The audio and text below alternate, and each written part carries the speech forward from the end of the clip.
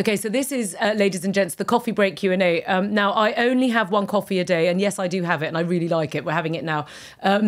So the coffee break Q&A has now just suddenly come up because we were having a coffee break, and then in came all the questions from the guys behind the scenes here going, my wife this, I've got that, my dad's got this, blah, blah, blah. And I'm like, oh, that's this, oh, that's that. So I thought, hang on, let's put the camera on. So this is, I'm going to start with people in the team here around me, giving me things that of people around them.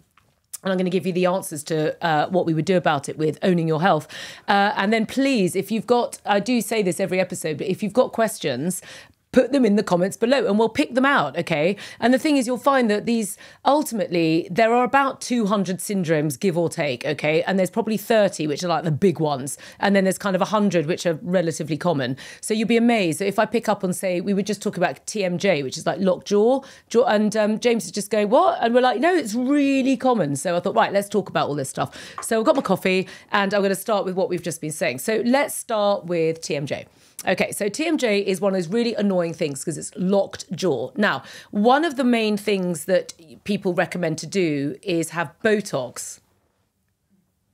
That James's face is just going, you've got to be kidding me. Now, I am never going against anything Western ever. Okay, so if you want to put Botox in your face, that's absolutely fine and that's your right. Okay, but if you're thinking, actually, I don't really want to put Botox in my face and it really hurts, what do? Well, the answer is two things. One is there's a really good massage tool, okay, which is this one, which is why I've got it, which is the Beyonce. Now, I'm not peddling my wares here. I'm just telling you the truth. You could use a Chinese soup spoon, which I forgot to bring with me, okay? So this is the official tool, but if you've got a Chinese soup spoon at home, and if you haven't, just get one. They're like 20 pence, okay? And you do just a very, very simple massage technique where you just literally massage the area itself like that, okay? That's the first thing.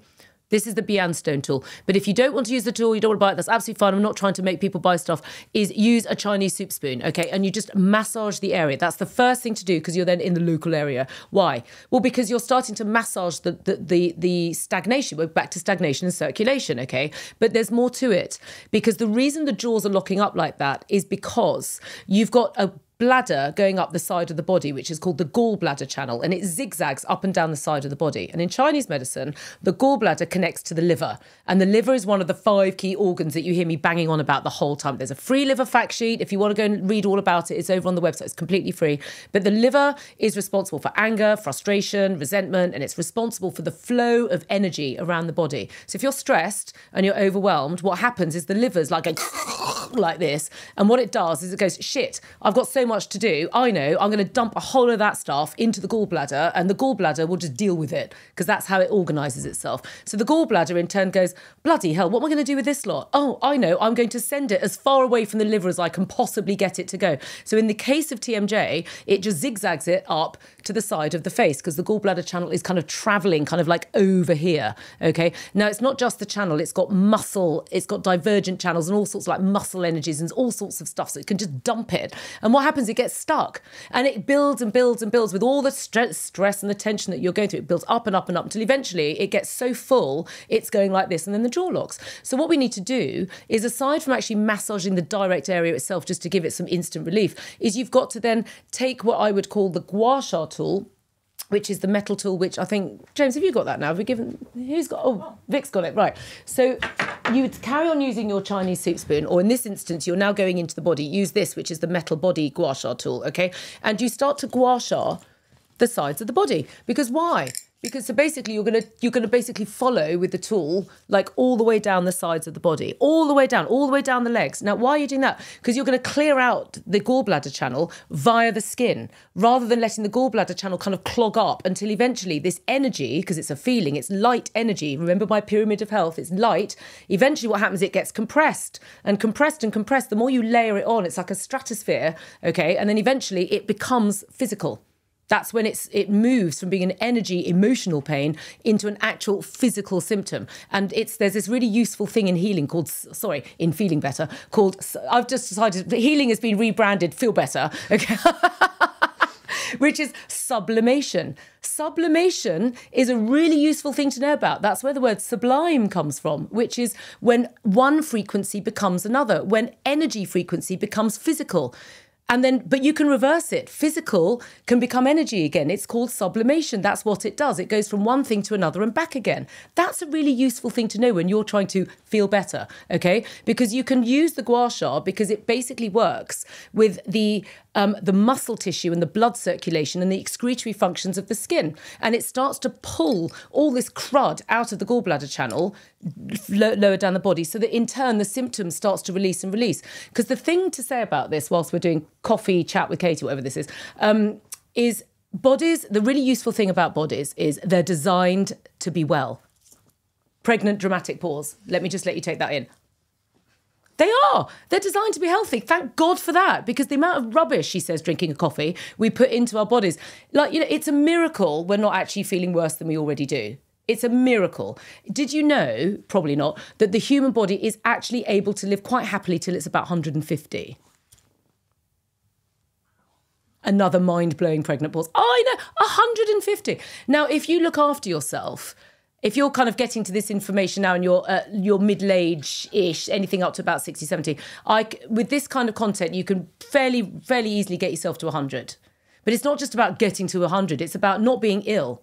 That's what this podcast is all about. This is about owning your health. This is about being healthy, not just living till you're 100. You want to be healthy and have a long life, right? Because then we need to do a whole episode on the meaning of life, according to Katie Brindle /Dowson. But like, honestly, we will get to that point because there is a reason for all this pain. There's a reason for Earth School. There's a reason for your suffering. And there's a reason why you've ended up listening to this podcast, okay? Because the idea is to feel better and to live a better life. So scrolling that back to TMJ, the good thing is that your body is designed to be well. When you start to do the right thing, your body will instantly respond and go, oh, thank God, okay? And it's like, if you take that into our normal narrative, like if you're really thirsty, right, and you're gasping for water, what does that feel like? Like, oh my God, I need that water. Oh, it feels so good. Imagine when you're really hungry. Now, the thing about modern living is we don't really get to those states anymore. So we've forgotten how to appreciate like how much the body desires and responds well to what it needs. So one thing an exercise I can give you for this is using your breath. So like without please don't hurt yourselves, okay? But just breathe in. Right, now just linger at the top of the breath for a second. Now, I've got to talk. So you guys, put your hands up when you're like, I have to breathe out. You're going to reach a point where you're going to go, I have to breathe. And please don't make yourself ill at home. Like, please don't do this if you've got any issues at all. But it's just to prove a point of how much are you starting to want to breathe out. James is looking really smug over there. He's obviously going to win. Okay. But the point is, bloody hell, you lot. Right. You need to breathe out. Okay, breathe out. Right. Okay. How much did you want to breathe out? And how good did it feel when you did? So good. There you go, because all right, we've got old guru over there. Right, out you go. Right, okay. How good was that? Very good. Right, because your body is like, oh, thank you. Okay, now the thing is, I've taken you to an extreme there to make my point, because in modern day living, we have water.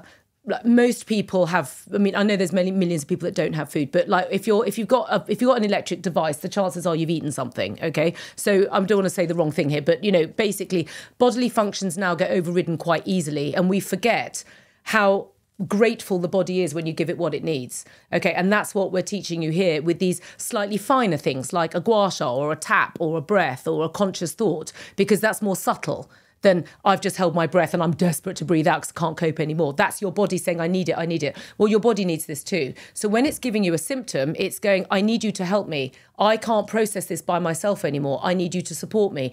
And the great thing about this kind of stuff I'm teaching you is this is okay. Okay, if you are seeing a consultant or a GP for any condition whatsoever, you must ask them. You must always ask them. But I like this content to sit in that bit where when you ask them, your GP or consultant will go, oh, that's not going to do any harm. That's where we live. That's where this is all about, okay? Never harm yourself. Always take a second opinion, but look at it from this angle as well, okay? Because the Western view you're going to get is not going to be talking about a gallbladder channel. It's not.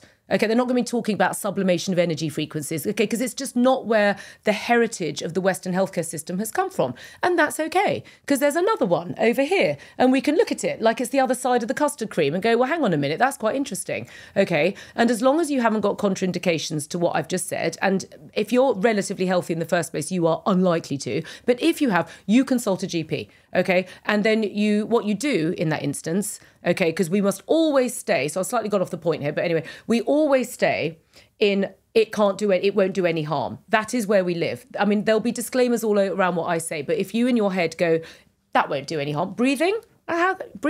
When you start doing body work, which is what I've just introduced, if you've got contraindications, you work on the reflex points.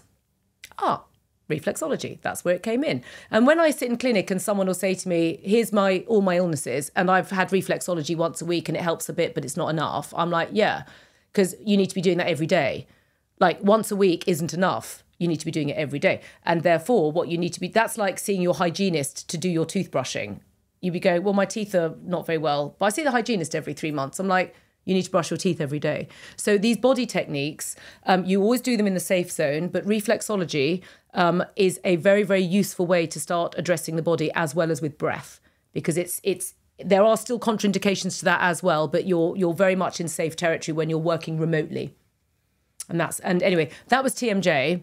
Should we stop on that one? Because I've gone off the point. But it was so interesting anyway. It's a coffee break.